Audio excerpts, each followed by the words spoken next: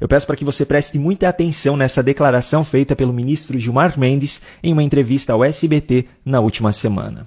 Em princípio, uma CPI que investigasse atos do Supremo Tribunal Federal seria inadmissível, seria inconstitucional. Não acredito que o presidente da Câmara tenha se pronunciado nesse sentido. Uma CPI, ou seja, uma comissão parlamentar de inquérito no Congresso para investigar atos do Supremo Tribunal Federal, seria inadmissível, seria inconstitucional, segundo ele.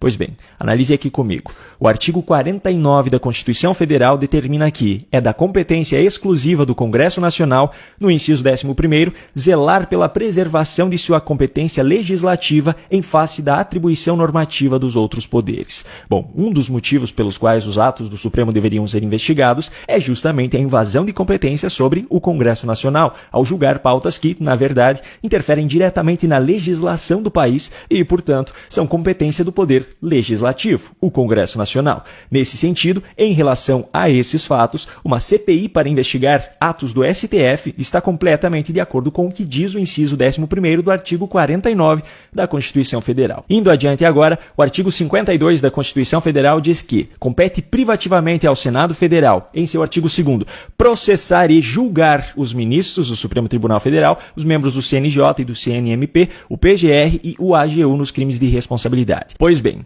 alguns casos específicos das invasões de competência, bem como alguns casos específicos de abuso de poder, como por exemplo, dentro daquilo que foi divulgado no relatório da Câmara dos Estados Unidos, podem configurar crime de responsabilidade. E para que isso seja aprovado, obviamente é preciso que seja investigado. Ou seja, a abertura de uma CPI para investigar atos do Supremo é indispensável para que o Senado Federal possa cumprir o seu papel de processar e julgar ministros do Supremo Tribunal Federal, como é determinado pelo artigo 52 da Constituição Federal. E ainda tem mais um ponto que eu destaco aqui. O parágrafo 3º do artigo 58 da Constituição Federal diz o seguinte: as comissões parlamentares de inquérito, as CPIs, que terão poderes de investigação próprios das autoridades judiciais, além de outros previstos nos regimentos das respectivas casas, serão criadas pela Câmara dos Deputados e pelo Senado Federal, em conjunto ou separadamente, mediante requerimento de 1/3 de seus membros, para apuração de fato determinado e por prazo certo, sendo suas conclusões, se for o caso, encaminhadas ao Ministério Público para que promova a responsabilidade civil ou criminal dos infratores. Um pouco antes disso, no parágrafo 2º do mesmo artigo, é determinado que às comissões, em razão da matéria de sua competência,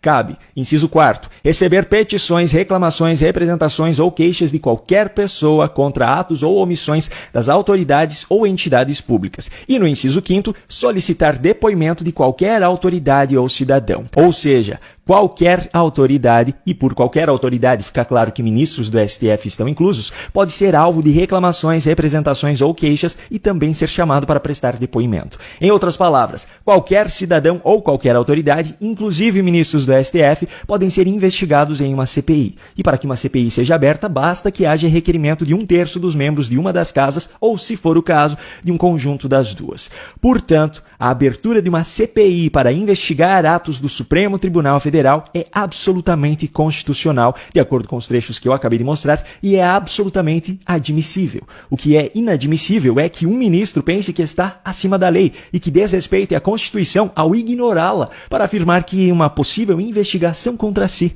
é inconstitucional. E sabe qual é a pior parte de tudo isso? Um ministro do STF tem como uma das suas atribuições previstas na Constituição julgar a constitucionalidade ou inconstitucionalidade, por exemplo, de uma lei. Só que ao ver um ministro chamando de inconstitucional aquilo que, como eu acabei de mostrar para você, está claramente escrito em 3 pontos diferentes da Constituição, o que podemos esperar dos seus julgamentos dentro da Corte?